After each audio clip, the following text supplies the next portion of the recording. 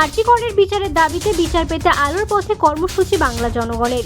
কলকাতার যাদবপুর এডবি বাস স্ট্যান্ডে হাতে মোমবাতি নিয়ে মানববন্ধনে সাধারণ মানুষ নেমেছে আরজি করের বিচারের দাবিতে। সারা বাংলা বিচার পেতে আলোর পথে এই প্রতিবাদ কর্মসূচি পালন করছে।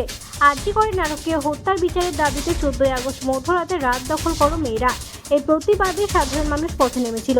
আজ আবারও রাত দখলে সাধারণ মানুষ পথে নেমেছে আরজি করের বিচারের দাবিতে। সরাসরি কলকাতা থেকে ক্রাইম প্রেস বেঙ্গল নিউজ।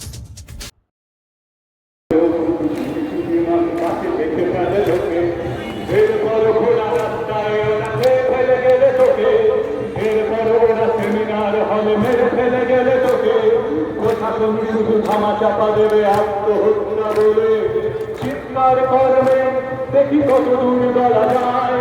আমাদের শুধু মোমবাতি হাতে নীরব থাকার গান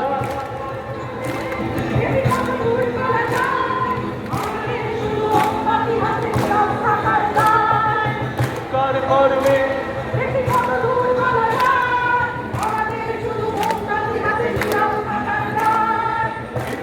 করবে, দেখি কত দূর বলা যায়।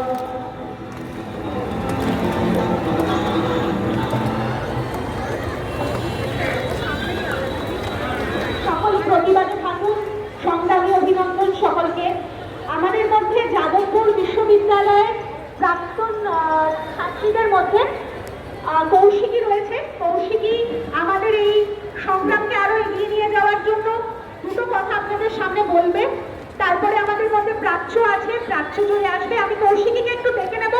কৌশিকী, একদমই বেশি সময় নেব না।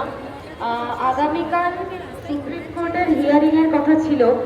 এখানে যারা উপস্থিত সবাই জানেন সেটা পিছিয়ে 10 তারিখ হয়ে গেছে।